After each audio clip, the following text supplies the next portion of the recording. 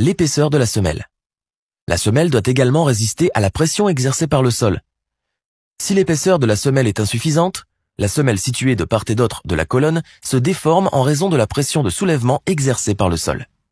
Cet effet est appelé moment de flexion appliqué. Vous pouvez voir cet effet dans ce résultat FEA ici. Pour éviter ce résultat, l'épaisseur de la plaque est augmentée. Et voilà, nous avons conçu une base plus solide et plus sûre pour notre bâtiment. Ce type de semelle ou semelle isolée est utilisé pour soutenir des maisons légères qui reposent sur un sol de résistance moyenne. Cette conception peut encore être optimisée sur le plan économique. Si on observe la pression appliquée par le sol sur cette zone, on voit qu'elle est uniforme. Cependant, le moment de flexion appliqué augmente.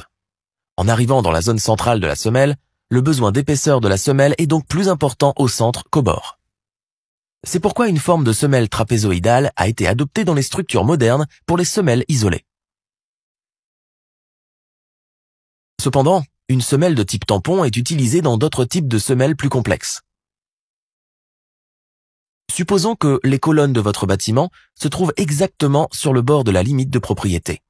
Il est évident que vos voisins ne vous permettront pas d'occuper un espace supplémentaire simplement pour étendre la semelle. Dans ce cas, la colonne est placée sur le bord de la semelle, ce qui entraîne un déséquilibre ou une excentricité de tout le transfert de charge sur le sol. Cette semelle peut supporter une structure de charge considérable. Toutefois, si la charge augmente au-delà d'une certaine limite, la structure peut céder. L'astuce pour résoudre ce problème consiste à transférer la charge excédentaire dans une autre semelle adjacente présentant une bonne résistance. Ce transfert est réalisé en plaçant une poutre de liaison entre les deux, qui fait office de sangle. L'une des colonnes de cette semelle à sangle aura généralement une semelle excentrique. De plus, dans certains cas, lorsque les colonnes sont trop proches les unes des autres, les ingénieurs combinent volontairement la semelle.